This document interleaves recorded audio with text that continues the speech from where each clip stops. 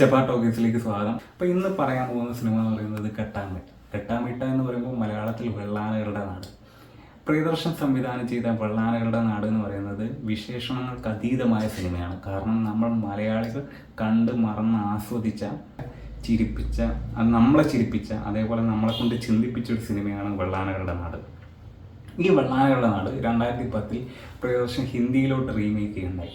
ഗട്ടാമീട്ട എന്നാണ് അതിൻ്റെ പേര്.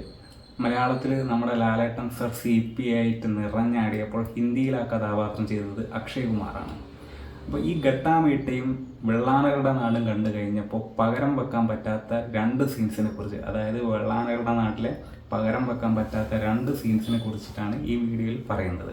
അതിൽ ആദ്യത്തേത് ആനയെ കൊണ്ട് റോഡ് റോളർ വരുത്തിക്കുന്ന രംഗമാണ്.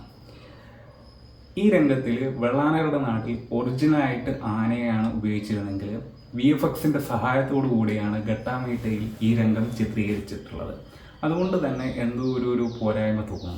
കാരണം വെള്ളാനകളുടെ നാട്ടിൽ നമ്മൾ ഈ രംഗം കണ്ടിട്ട് ചിരിച്ച് മണ്ണ് കപ്പിയവരാണ്. അതേപോലെ തന്നെ നമ്മൾ പപ്പു ചേട്ടൻ ചെയ്ത കഥാപാത്രം, വെള്ളാനകളുടെ നാട്ടിൽ ജോണി ലിവറാണ് ഈ കഥാപാത്രം ചെയ്തിരിക്കുന്നത്. ജോണി ലിവർ അസാധ്യമായ നടൻ തന്നെയാണ്, നമ്മൾ ചിരിപ്പിക്കാൻ കഴിവുള്ള നടൻ തന്നെയാണ്.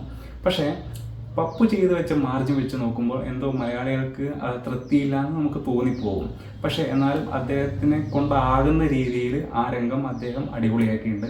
പ്രത്യേകിച്ച് വീട് പൊളിച്ച് കഴിഞ്ഞിട്ട് ആ വീട്ടിലെ ഗൃഹനാഥൻ ക്രിക്കറ്റ് കളി കാണുന്നിടത്ത് ഹൗസ് ആറ്റ് എന്ന് പറയുന്ന രംഗമൊക്കെ ജോണി ലിവർ അസാധ്യമായിട്ട് ചെയ്തിട്ടുണ്ട്.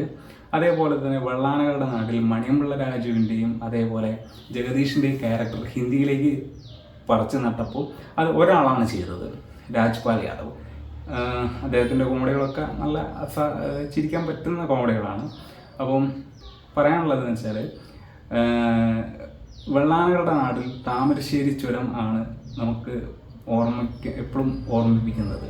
അത് ഹിന്ദിയിലേക്ക് മാറുമ്പോൾ എന്തായിട്ടാണ് മാറുന്നതെന്ന് നിങ്ങൾ കമൻറ്റ് ചെയ്യുക. അപ്പോൾ ആരെങ്കിലുമൊക്കെ ഉണ്ടെങ്കിൽ ഈ വീഡിയോ കാണുക, ലൈക്ക് ചെയ്യുക, കമൻറ്റ് ചെയ്യുക.